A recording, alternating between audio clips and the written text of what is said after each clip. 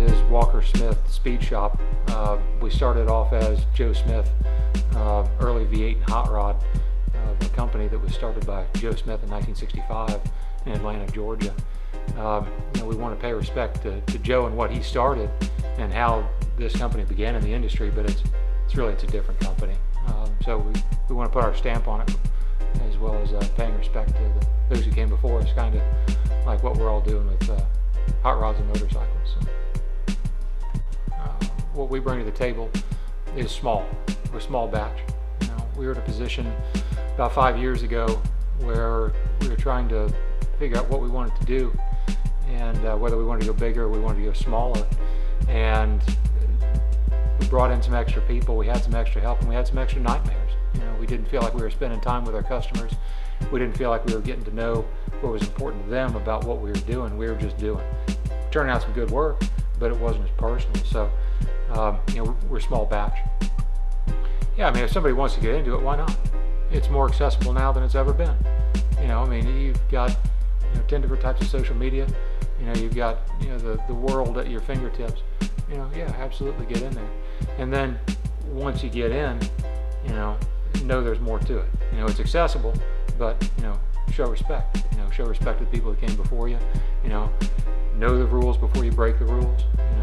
There's a long history. All this stuff, mechanically, culturally, it's all important. People say, "Oh man, it's great. You guys get to work on toys for a living," and we do. We do get to work on toys for a living, and it's humbling that people bring this stuff to us. These builds mean a lot to people, and it's hard. It's challenging. To actively pursue something that you love as a living. Sometimes it gets watered down. Sometimes you slip and slide along the way, and you need good people in your life to help kind of shore you up and make sure that that you are following your dream. That you're doing the best you can do for you. It's not a one-man gig by any stretch of the imagination. It's just something you're obsessed with. You never stop thinking about it, even because it's hard, it's dirty, it's not like what you see on television. It's just real work, but you've got to love what you do. That's the only way that you're going to get to the end, and that's the only way you're going to finish things. Is you think about it all the time. I don't really know how to put it. It's there. It's always been there.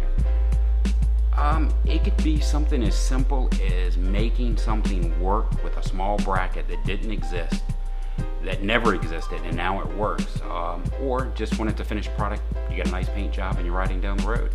It's you're fighting for those 10 minutes that you get to sit behind that big steering wheel, and it's like Doug said, it's a challenge. It's always a challenge, but the challenge is the fun part of it. A little over 20 years ago, I purchased that car. It's been all up and down the East Coast. It's never left me stranded. It always makes it home. I've been obsessed with this stuff since I was 14. I bought my first car. My uncles were all into it, and it was always old stuff. I like muscle cars, but it was always pre-muscle cars. They were always building from whatever they had laying around. So maybe that's where I got it from. But I would play 6 or 7 years old with Matchbox cars and pretend that I had to have a junkyard and a repair shop, and that's just how I thought life was going to be. So to get to do it is I'm pretty lucky. I'd hate to see in the next generation or two all of this die out. I know it's a hard hobby sometimes for younger people to get into because it can be expensive, but just go out there and learn something and look at these things and appreciate what they are and how long they survived, and have fun with it. That's the most important thing. If it's not fun, don't do it.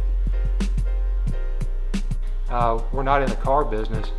We're not in the motorcycle business. We're in the people business, and people bring these things to us. We work with people all day.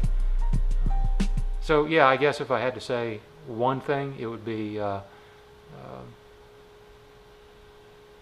challenge.